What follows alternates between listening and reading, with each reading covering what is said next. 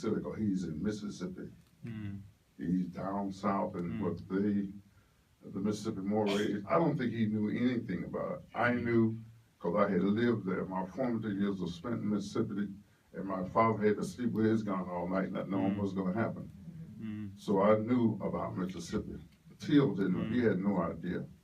We call it going behind the Iron Curtain. He had no idea about being behind the Iron Curtain. So I left him in the store, and my Uncle Simeon came in. Nothing happened in the store. My Uncle Simeon came into the store. And the sad thing about it is that all of the stories that you heard for 30 years, no one interviewed us, no one asked us about what happened, but they wrote the story. And the way the press, the black press had it, but the mass media painted him in such a way, it's like he got what he deserved. They painted him as being uppity. The man got his gun on and said, "We're not scared. I'm not scared of you. I've been with white women before," all those kind of things. He grabbed around the waist. They never heard the other stories that we. So when we tell our story, even now, they said, we alleged. But Mark Twain said, "Eyewitness would destroy that story." But they're saying that we alleged because they interviewed us 30, can you imagine, 30 years later? Sound unbelievable, doesn't it? Yeah. The Defender had it, the Jet had it, Look magazine didn't have it. Those Life magazines, the Tribune, the big papers, they didn't have the story. So for 30 years now, there's interest in it. And it's kind of mind-boggling to me. All of a sudden, there's interest in the story of Emmett Till. It was not like that many years ago. It was like an idea whose time has come. So Emmett came in, and Simeon came in with him, and they said, "You know, you read about the stories, what happened in this store." None of that happened. Say whistles in the store, that didn't happen. Anybody saw the Eyes on the Prize? That's one of the worst ones out. Wow. The guy telling those stories, my first cousin Curtis, was not even there. Wow. I'm leery when I read stories and reports about things. Curtis was not there at all. And Wow. I was just in Sumner, Mississippi, the courthouse where they had the trial. And the guy said, "How do I go back and tell my children?" That's what we watched in the books that they have the kids read in school, are books that paint and slant it in a different way. And you alluded to how, I forgot the term you used, but it was one of those clever terms I have to learn. It's a deception. So this is what people are exposed to. You're a product. You come in a world of blank. You're shaped by what you hear, what you see. So America has been shaped. So Emmett came out, Simeon came out, nothing happened. And Miss Bryant comes out of the store and turns to the left. And Emmett whistles, the wolf whistle. And man, we could not believe it. He just broke a Southern Maori. No one commanded us. We all just headed for the car.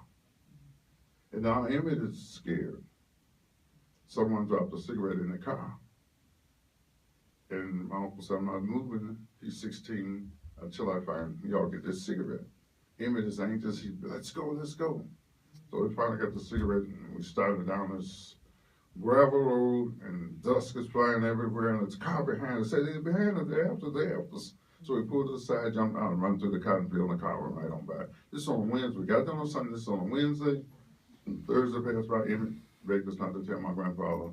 We didn't tell him, so I didn't. But there was a girl named Ruth, she's still living down there. She said, "This is not over, I know those people. They've killed people before." There's no big thing to kill black people in the South during that time. People just disappeared. In the first place they look is where? The rivers. Look for the rivers. We're not going to be challenged or brought to court. So when Emmett Till had a trial, there was progress. Although we knew freedom was going to happen, but there was progress. We got a trial. And Emmett Till, my grandfather, Emmett Till was afraid he's going to be killed every day in the courtroom. That's where the South was. And it's hard to imagine.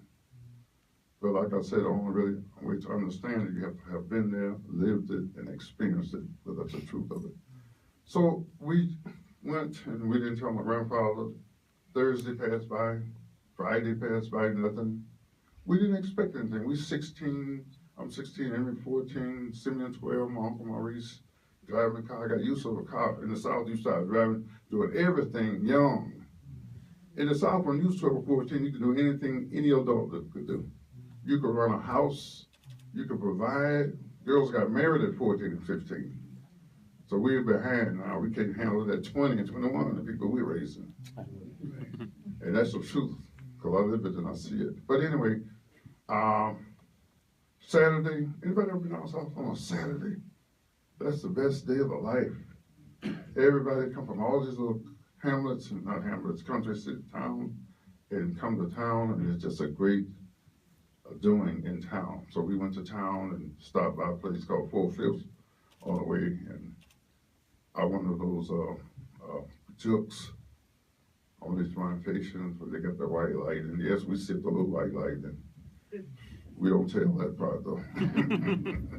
That's not in the book. I don't No, know. no, we didn't. The mama didn't tell that story. No, we didn't tell. We didn't tell you. I didn't tell you that part. We're going to put out a new edition. Yeah, that'd be a good scene. I love the joke sipping white light. I don't know. I think so we got holes on the ground. But anyway, we got home about 12 o'clock, and on the way home, my Uncle Reese ran over a dog, and Emmett is crying. You know, this guy, he lived out, he's crying. Hey, the dog shouldn't have been in the road for a lot of concern.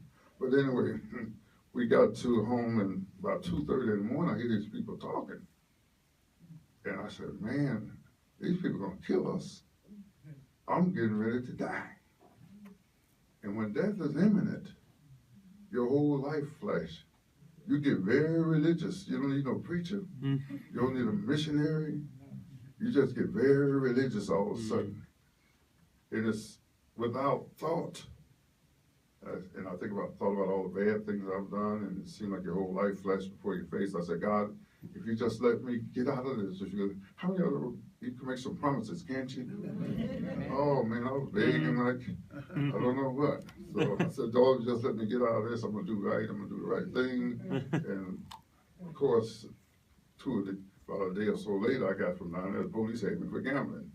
So you can forget real quick too. But let's stop. If you made some vows, please keep them. But anyway, so I could hear them talking, and I started praying, shaking like a leaf on a tree. It was dark as 1,000. I mean, you couldn't see your hand before your face. In the South, when the moon does not shine, I know it's hard for some y'all to believe. When the moon does not shine, you cannot see anything. To see, you must have light. Friend of mine, his mother said, be home before dusk. And there was one of those nights the moon didn't shine. He said he had to crawl, feeling the path all the way home. Just crawling. Where's the light gonna come from?